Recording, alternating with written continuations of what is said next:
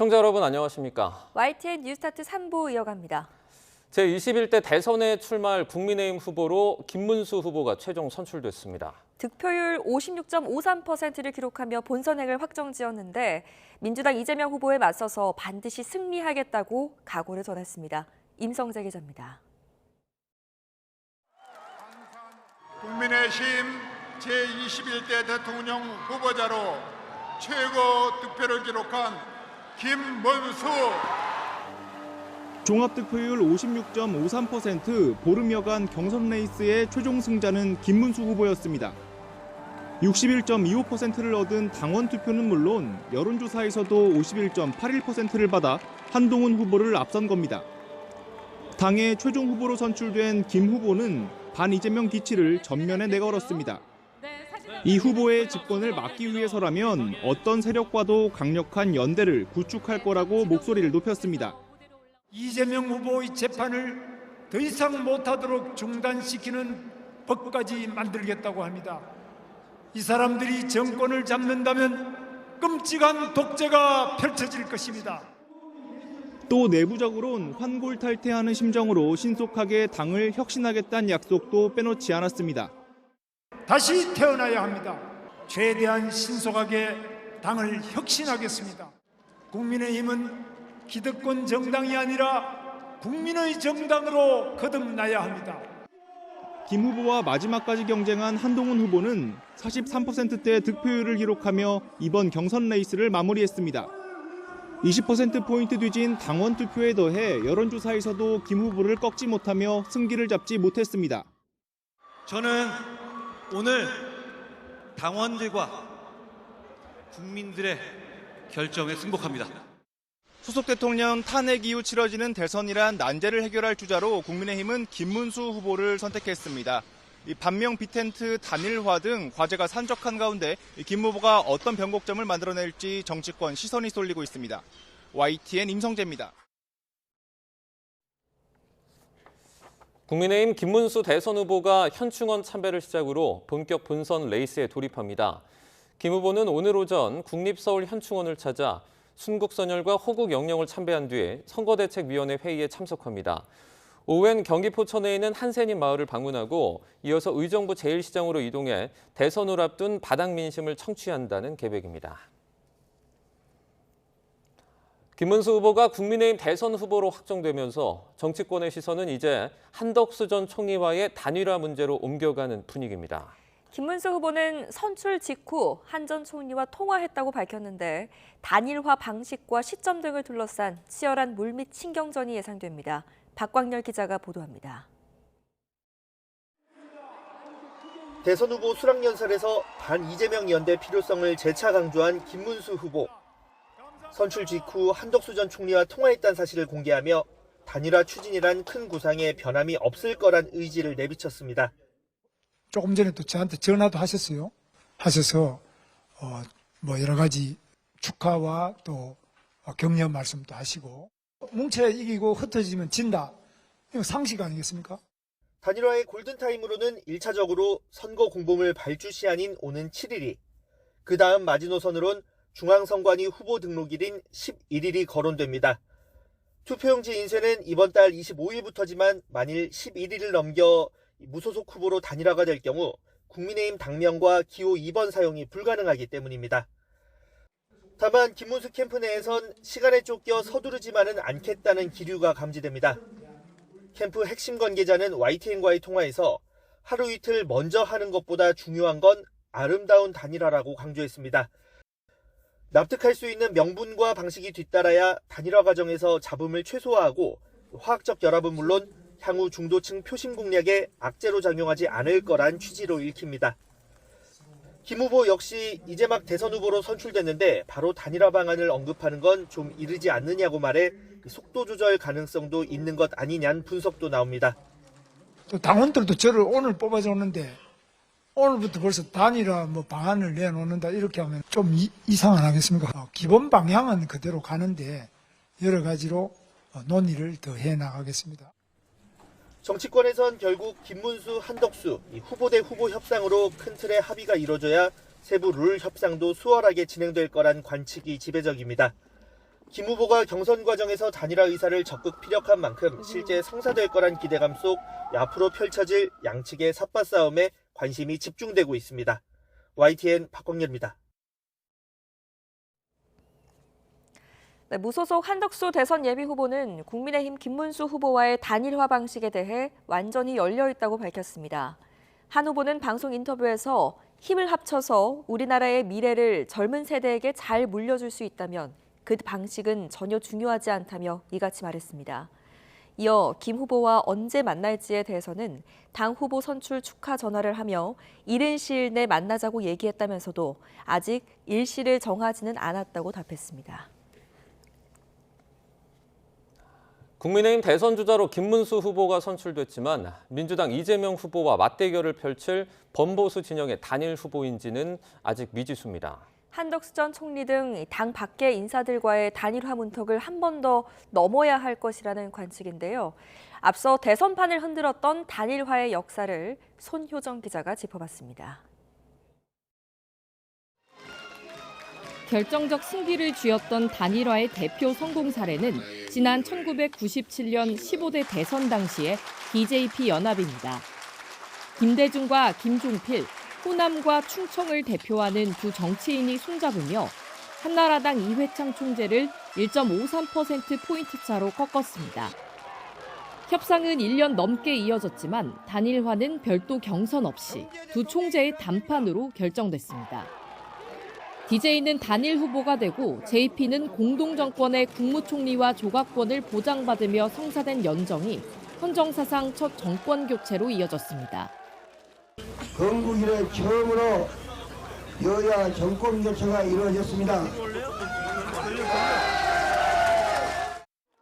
반 이재명 빅텐트론을 띄운 국민의힘이 가장 많이 언급하는 사례는 2002년 16대 대선의 노무현, 정몽준 단일화입니다. 진보와 보수 진영의 연대로 이길 가능성이 적은 선수, 이른바 언더독 노무현 후보가 1강이었던 이회창 후보를 누르는 이변이 연출됐습니다. 민주당 이재명 후보 지지율이 우세한 지금의 대선 구도와 유사하다는 평가인데 단일화 방식 역시 참고할 만합니다. 안녕하세요. 톱다운 단판이었던 DJP 연합과 달리 후보 양측이 대표단을 꾸려 협상에 나섰고 국민 참여 경선을 도입해 당원 투표 50%, 일반 국민 여론조사 50%로 경선을 치렀습니다. 우리도 최선을 다하겠지만 이미 우리 운명은 우리 손을 떠나서 국민들 손으로 넘어갔습니다. 선거 전날 정몽준 후보가 지지를 철회했지만 오히려 지지층이 결집했고 단일화는 노무현 후보의 당선을 견인한 승부수로 평가받고 있습니다. 0.73%포인트 차이 신승, 직전 20대 대선에서도 윤석열, 안철수 단일화가 중대 분수령이었습니다. 룰을 둘러싼 신경전이 있었지만 결국 안철수 후보가 전격 사퇴했고 이재명, 심상정 후보로 갈라진 진보 진영을 상대로 윤석열 당시 후보가 승리를 거둘 수 있었습니다. 저 안철수는 윤석열 후보를 지지하기로 했습니다.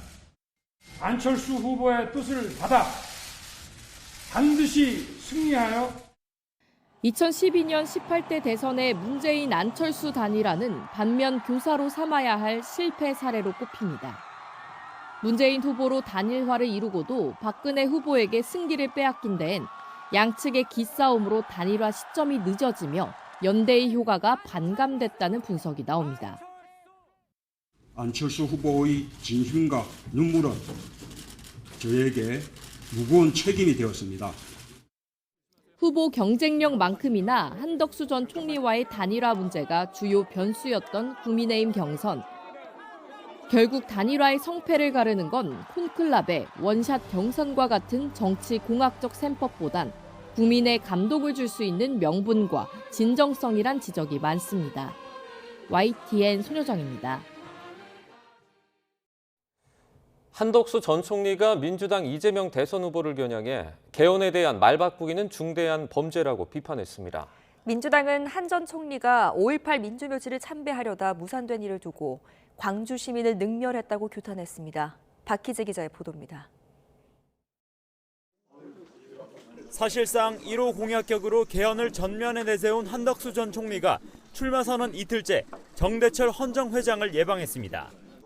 주로 전직 국회의원, 원로 정치인으로 꾸려진 헌정회는 최근 분권형 개헌을 위한 서명운동을 진행하는 등 개헌을 적극 추진해온 단체입니다.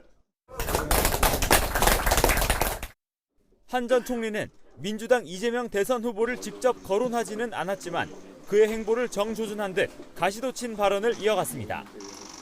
정치적 목적으로 개헌에 동의했다가 나중에 말을 바꾸는 세력이 있다며 개헌을 두고 이 같은 행위를 하는 건 중대 범죄라는 겁니다. 헌법에 대한 개정 의지나 개정 내용에 대해서 하루아침에 말을 바꿔버리는 이것은 정말 국민들에 대한 저는 중대한 범죄라고 생각합니다. 이른바 반 이재명 빅텐트를 두고선 굳이 특정인을 염두에 두어야 하냐며 빅텐트는 개헌을 중심으로 쳐야 한다고 거듭 강조했습니다. 국민의힘 대선 후보를 만날 거냐는 물음엔 연락해 축하할 것이고 개헌연대에 도움되는 길을 모색할 거라며 긍정적으로 답했습니다. 민주당은 한 전 총리가 광주 5.18 묘지를 참배하러 갔다가 시민단체 등 반발해 끝내 발길을 돌린 건 싸늘한 민심의 예고편이라고 쏘아붙였습니다. 한 전 총리가 스스로 호남 사람이라고 외친 것을 두고는 광주 시민과 5월 영령을 능멸한 거라고 날을 세웠습니다. 출세를 위해 고향을 속이며 살았던 사람이 대선에 나간다고 호남인임을 호소하는 모렴치도 참으로 가관입니다. 또 한 전 총리의 첫 공개 일정인 쪽방촌 방문도 약자와의 동행을 내세웠지만 현장에 머문 시간은 고작 8분에 불과했다며 국정 파탄 책임자의 파렴치의 극치라고 맹비난했습니다. YTN 박희재입니다. 민주당 이재명 대선 후보는 강원 동해안 지역에서 경청 투어 일정을 진행하며 김문수, 한덕수 두 사람을 국가 반역 세력이라고 싸잡아 비판했습니다. 한편 국민의힘은 이 후보가 테러 제보로 유세 현장에서 사람들과 직접 접촉은 하지 않기로 한 것을 두고 재판 지연 꼼수라고 몰아세웠습니다. 정인용 기자입니다. 민주당 이재명 대선 후보는 국민의힘 대선 후보로 김문수 후보가 선출되자 아쉽다고 평가했습니다. 지금 대한민국이 당면한 과제는 헌법 파괴 세력의 책임을 묻고 헌정 질서를 회복하는 건데 완전히 반대로 가는 느낌이 든다는 겁니다. 특히 김 후보와 한덕수 전 총리 단일화 가능성을 두곤 민주공화국 파괴 세력끼리 연합하는 건 예측된 일 아니겠냐며 날선 발언을 쏟아냈습니다. 헌정 질서를 파괴하는 국가 반역 세력들에 대해서 어떤 평가를 하실지 스스로 한번 돌아보시면 어떨까 그런 생각이 듭니다. 이 후보는 3박 4일간의 경청 투어 사흘째 이른바 동해안 벨트를 집중적으로 누볐습니다.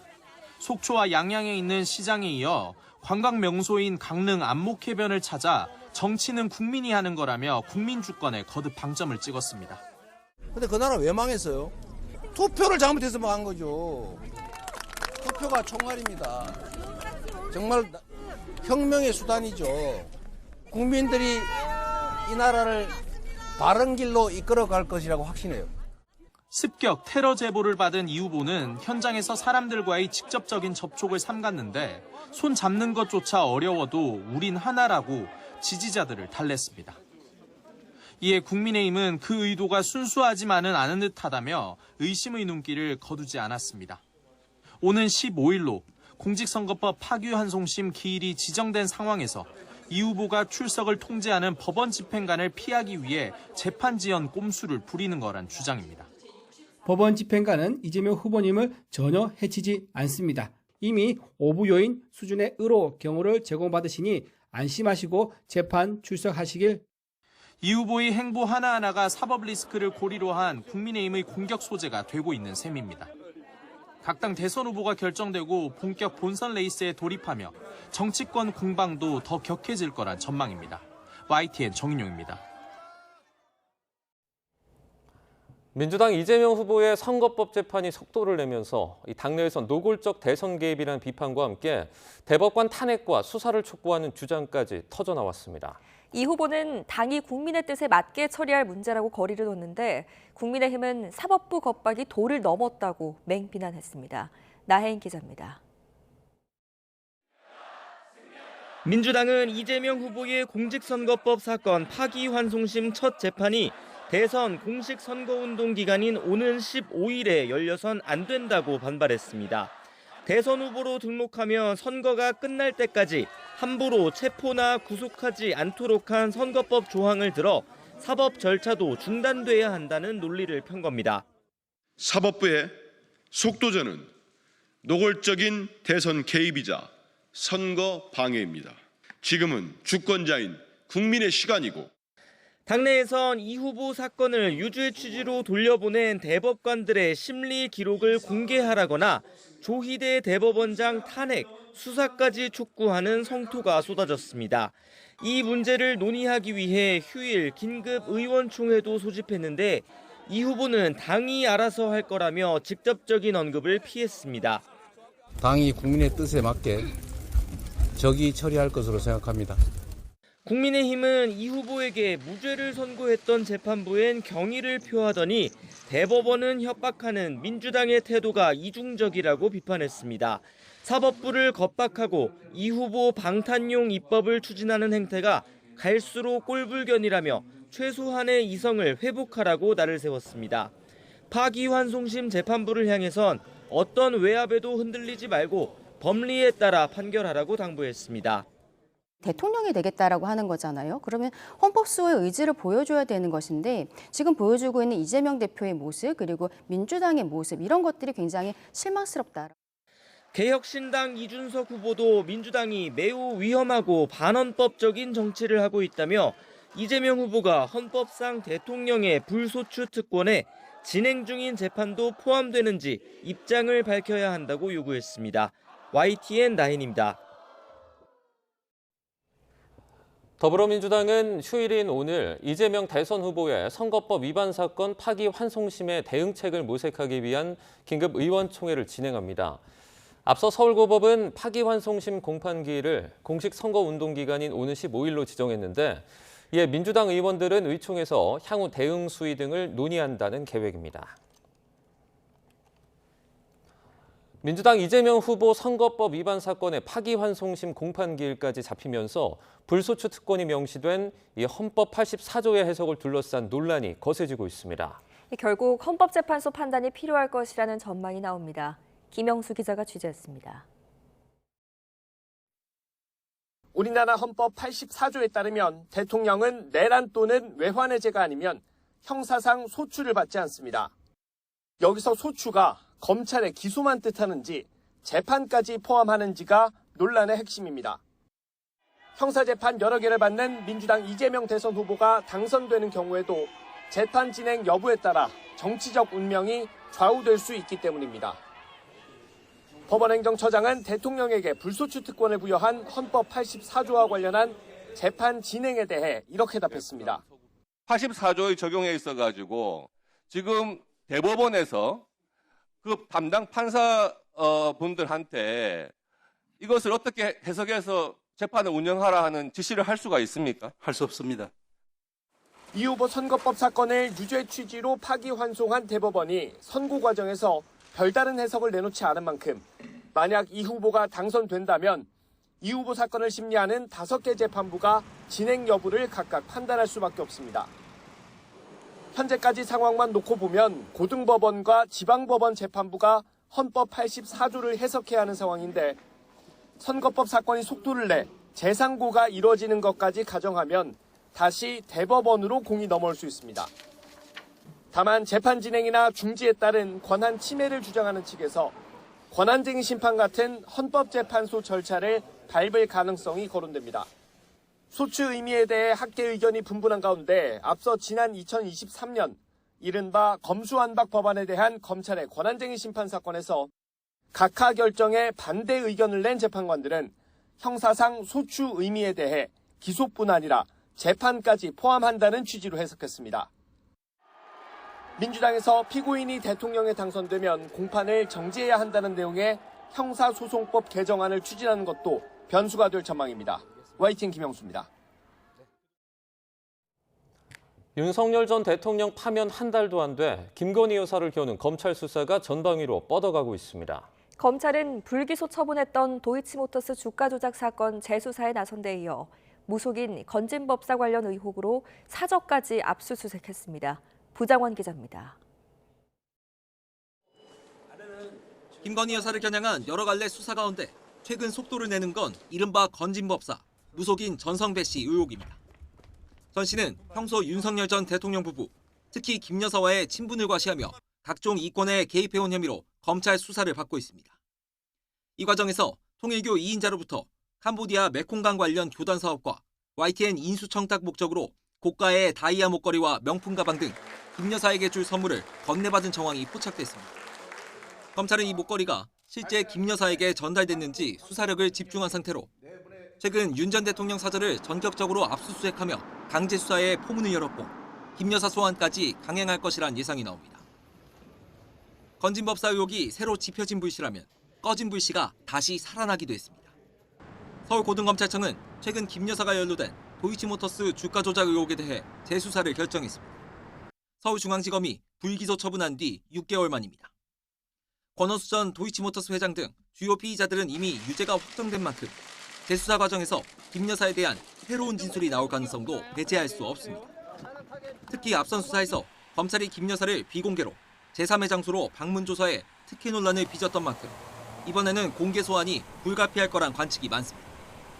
이 밖에 탄핵 이전부터 진행돼온 공천 개입 의혹 수사도 속도를 내고 있습니다. 영태규 씨를 비롯한 주요 피의자에 대한 대대적인 조사를 마치고 김 여사 측과도 소환 일정과 방식 등을 조율하고 있습니다. 이와 별개로 검찰은 김 여사 연루 의혹이 제기된 삼부토건 주가 조작 사건도 수사에 나섰는데 김 여사는 증선이 고발 대상에서 빠졌지만 향후 조사 과정에서 수사가 확대될 가능성도 높습니다. YTN 부장원입니다. 윤석열 전 대통령 사저를 압수수색한 검찰이 3일 만에 건진법사 전성배 씨에 대한 소환 조사를 벌였습니다. YTN 취재 결과 서울 남부지방검찰청은 어제 전 씨를 피의자 신분으로 불러 조사한 것으로 파악됐습니다. 지난달 30일 윤석열 전 대통령 부부 사저 압수수색을 통해 김건희 여사 휴대전화 등을 압수한 이후 3일 만에 전 씨를 부른 겁니다.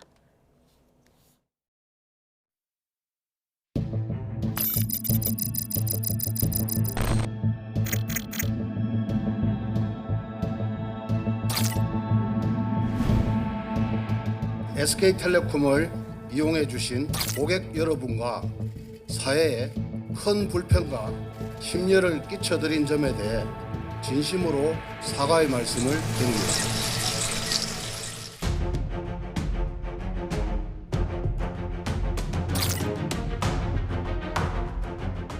오늘 번호표를 못 받으면 안 된다는 얘기예요?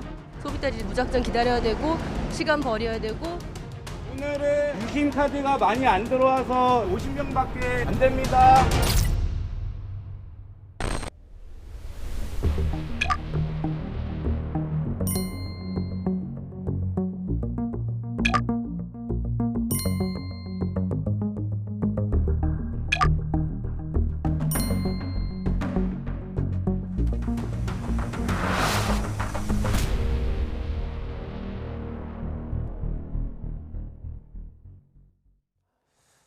황금 연휴를 맞아 해외 여행객이 급증한 가운데 SK텔레콤은 유심을 교체하지 못하고 출국했다가 피해가 발생하면 책임을 지겠다고 약속했습니다. 또 이번 해킹 사태로 창사 이래 최대 위기를 맞았다며 비상경영 체제 최고 단계에 돌입했습니다. 최하영 기자가 취재했습니다. 이번 황금 연휴에 해외여행을 떠나는 SK텔레콤 가입자들은 공항에서 해야 할 일이 하나 더 늘었습니다. 바로 유심 교체입니다. 서비스가 개선되는 오는 14일 전까진 유심보호 서비스와 로밍을 동시에 이용할 수 없기 때문입니다. 원래 유심보호 서비스로 유심을 이제 신청을 했는데 여행을 가면은 그게 안 된다고 해가지고 공항도 더 사실 일찍 오려고 했는데 해외여행객 급증과 함께 유심 교체 수요도 늘면서 공항 SKT 로밍센터는 연일 북새통입니다. SKT는 긴 대기에 유심을 교체하지 못하고 출국했다가 피해가 발생하면 책임지겠다고 약속했습니다. 그 교체를 못하고 나가신 부분에 대해서도 저희가 당연히 책임을 져야 됩니다. 또 유심을 교체하지 못했더라도 비정상 인증 시도 차단 시스템이 가동되고 있다고 설명했습니다. 최근 SNS에 SKT 고객의 개인정보를 판매한다는 게시글이 올라온 데 대해선 이번 해킹과 관련 없는 것으로 판단했습니다.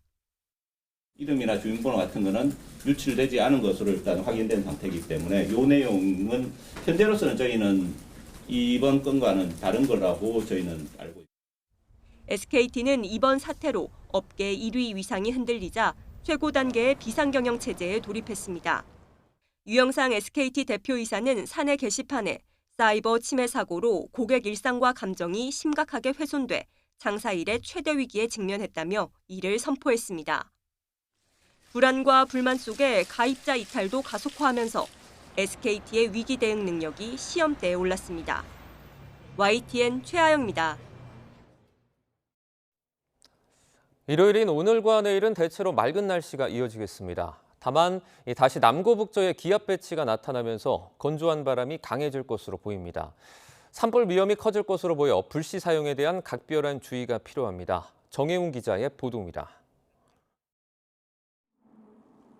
궂은 날씨가 이어진 연휴 전반과 달리 오늘과 어린이날인 내일은 비교적 맑은 하늘이 펼쳐질 것으로 보입니다. 낮 기온도 20도 안팎으로 예년과 비슷해 낮 동안 바깥 활동하기 좋겠습니다. 다만 다시 남고북저 형태의 기압 배치가 나타나면서 건조한 강풍이 거세지고 동쪽 지방을 중심으로는 고온 건조한 바람 탓에 산불 위험이 커질 것으로 우려됩니다. 등산이나 야영 등 산림 주변의 야외 활동이 증가하는 시기라 불씨 사용에 각별한 주의가 필요합니다.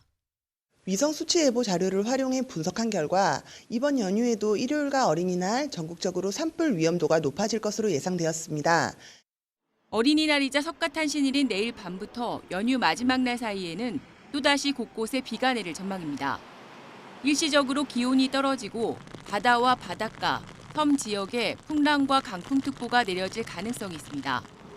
따라서 항공기와 여객선 이용객은 출발 전 결항이나 지연 여부를 확인하는 게 좋습니다. 기상청은 연휴 마지막 날까지 날씨와 기온 변화가 클 것으로 보인다며 야외 활동을 할 때는 산불 위험 방지와 함께 급변하는 날씨 상황에 대비해야 한다고 당부했습니다. YTN 정혜윤입니다. 가정의 달인 5월에 어린이 안전사고가 가장 많이 일어난 것으로 조사됐습니다. 어린이날을 맞아 아이들과 야외 나들이 가실 분들 많을 텐데요. 각별한 주의가 필요해 보입니다. 배민혁 기자가 보도합니다. 아이들과 함께 야외 활동을 많이 하는 5월, 어린이 안전사고가 가장 많이 일어나는 것으로 나타났습니다. 3년간 월별 발생 건수를 보면 어린이날 등이 있는 5월이 11,637건으로 가장 많았습니다. 발생 건수가 가장 적었던 2월과 비교하면 거의 2배에 달합니다.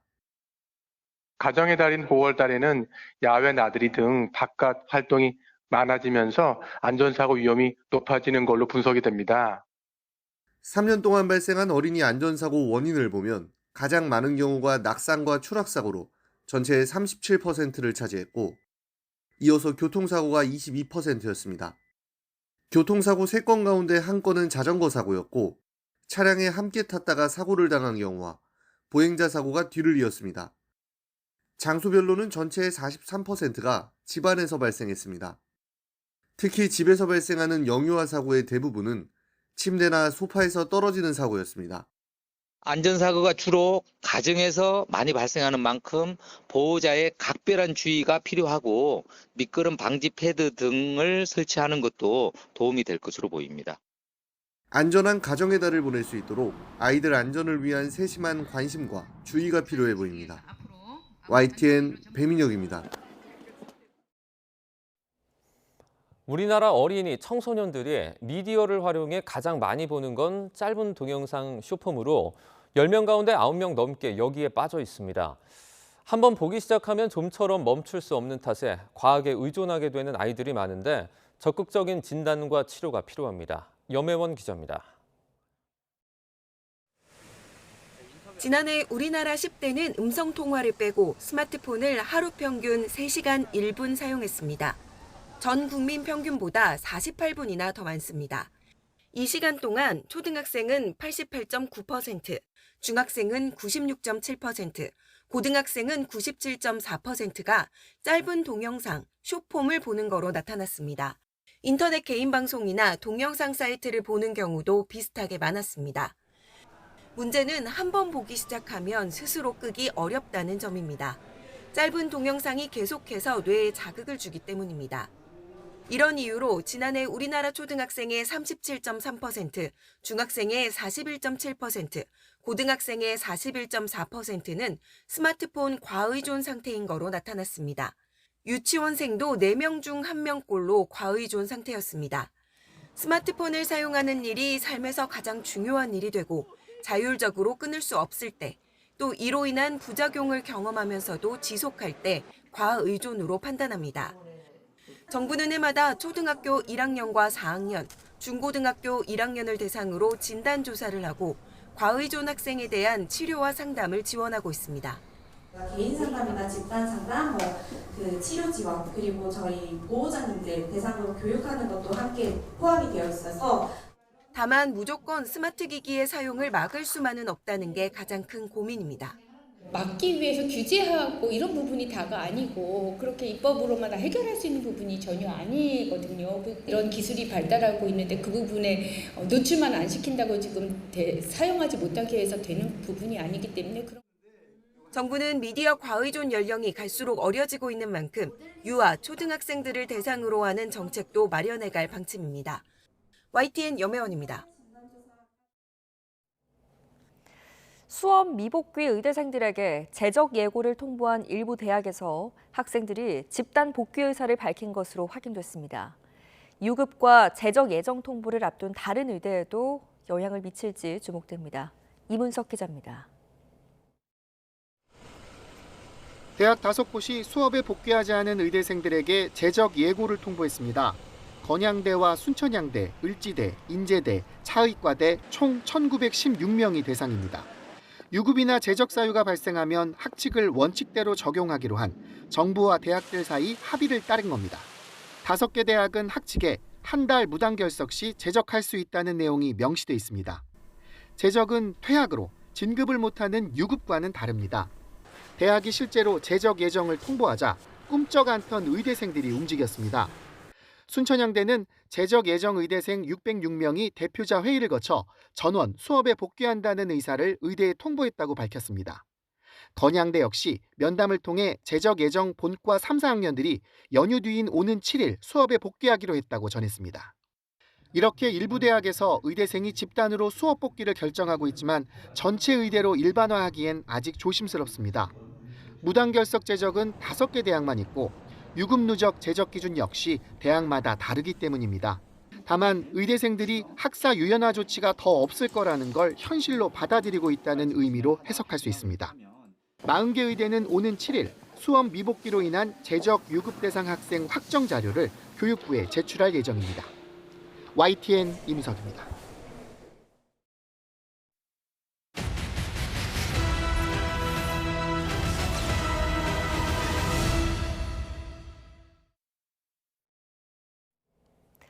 과거 영화 속의 이야기였던 인공지능 AI와 함께하는 생활, 어느덧 현실이 됐습니다.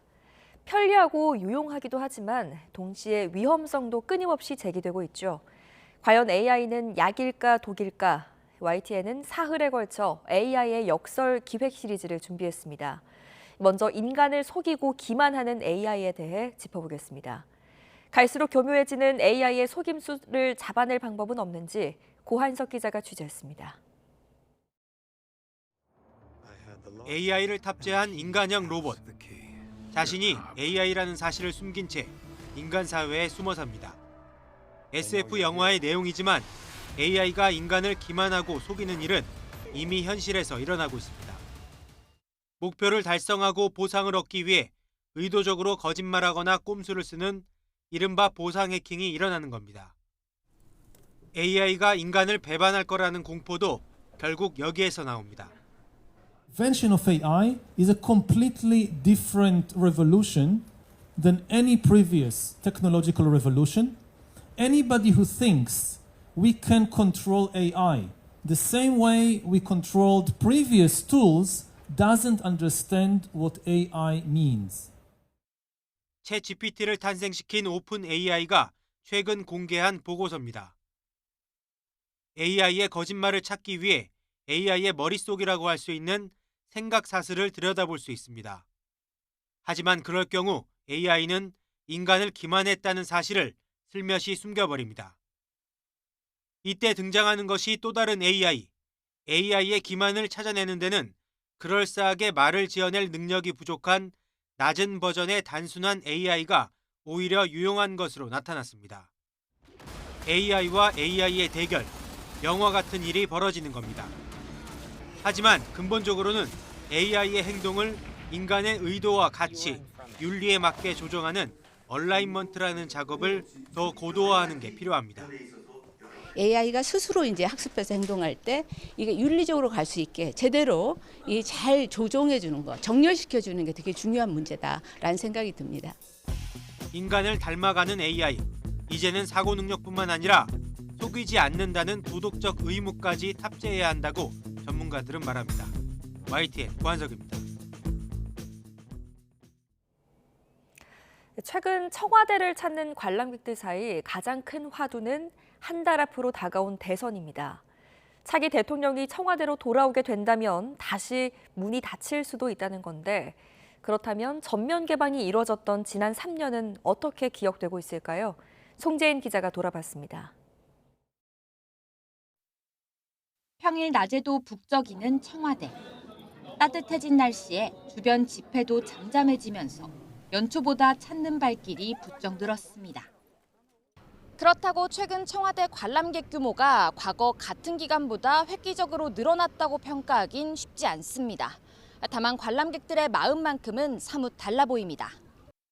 개방 뒤 첫 대선판에서 대통령 업무 후보지 가운데 하나로 청와대가 공개 거론됐기 때문입니다.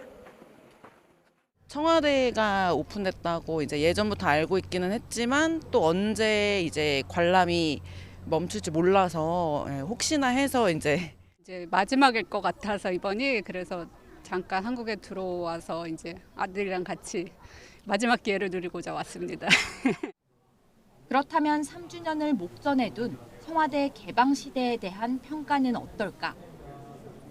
권력의 공간이 시민의 일상 공간으로 탈바꿈한 것만으로 의미가 컸다는 의견과 함께 네, 너무 궁금했죠. 옛날서부터요. 74년을 지금 우리가 못 와봤잖아요.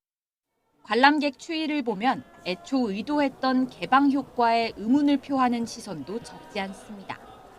개방 당시 매년 300만 명 관람을 기대했지만 첫 해 270만여 명 기록을 달성한 뒤 꾸준히 줄어 지난해에는 200만 명 아래로까지 떨어졌습니다. YTN 취재진이 만난 주변 상인들도 상권 활성화 효과에 대해 엇갈린 평을 내놨습니다. 신기하다는 일회성 감상을 넘어 N차 관람까지 이끌 수 있는 콘텐츠가 필요하다는 지적이 나오면서 문화공간 조성을 위한 예산은 매년 늘어났습니다. 그 청와대 예산 같은 경우는 금년도의 예산이 한 400억 정도 되는데 그 리모델링 같은 경우에는 비용이 지금 100억 정도 잡혀 있습니다.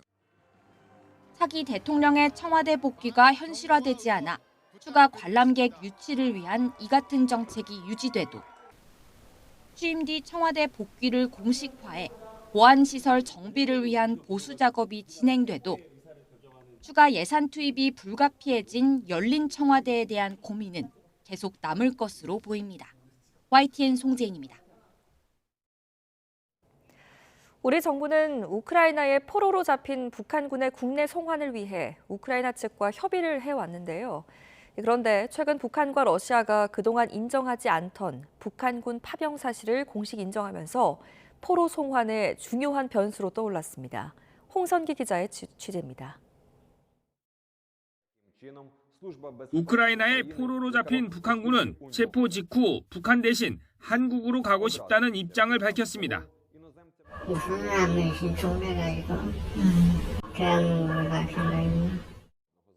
우리 정부는 이 같은 본인 의사를 바탕으로 북한군 포로의 국내 송환을 추진해왔습니다. 우크라이나 정부 역시 한국 정부와 협의하겠다는 입장을 밝히면서 북한군 포로의 한국행 가능성이 커졌지만 변수가 등장했습니다. 그동안 침묵하던 러시아와 북한이 북한군 참전을 공식 인정하고 나선 겁니다. Отдельно хочу отметить участие в освобождении приграничных районов Курской области военнослужащих Корейской Народно-Демократической Республики. 이렇게 되면 종전과 함께 이루어질 포로 교환에 북한군도 공식적으로 포함하게 됩니다. 정부는 일단 북한군 본인 의사를 강조하며 국내 송환 방침에 변함이 없다는 입장입니다. 정부의 입장은 변함이 없습니다. 북한군은 헌법상 우리 국민으로서 정부는 동인들의 한국행 요청 시 전원 수용한다는 기본 원칙 및 관련 법령에 따라 필요한 보호와 지원을 제공해 나갈 것입니다. 그러나 우크라이나 입장에서는 러시아가 종전 협상에서 북한군 포로 송환을 조건으로 내걸 경우 외면하기 어렵습니다. 북한이 파병을 공식 인정까지 한 상황에서 자국 포로의 한국행을 강하게 반대하면 러시아 역시 모른 척하기 힘들 것으로 보입니다. 게다가 우크라이나가 자국민 포로와 교환하는 걸 포기하면서까지 북한군 포로의 한국행을 도와야 할 이유가 크지 않다는 점도 우리 정부의 불리한 점으로 꼽힙니다. YTN 홍성기입니다. 아프리카 가봉의 브리스 올리귀 은게마 대통령이 현지 시간 3일 공식 취임했습니다. 은게마 대통령은 수도 리브르빌 북부의 앙곤제 스타디움에서 수만 명이 모인 가운데 열린 취임식에서 선서를 하고 7년 임기를 시작했습니다. 은게마 대통령은 취임식 연설에서 우리는 민주주의의 부활을 축하한다며 모든 가봉인을 섬기고 보호하고 단결시킬 것을 약속한다고 말했습니다. 취임식에는 감비아와 세네갈, 지부티, 적도기니, 콩고 민주공화국 대통령 등 아프리카 국가 정상 16명도 참석했습니다.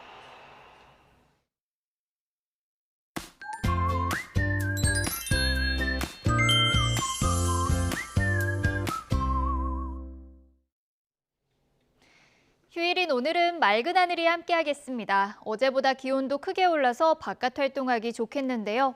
현재 서울 기온은 8.7도로 어제와 비슷하지만 한낮에는 20도로 일교차가 크게 벌어지겠습니다. 겉옷을 챙기는 등 옷차림에 주의하셔야겠습니다.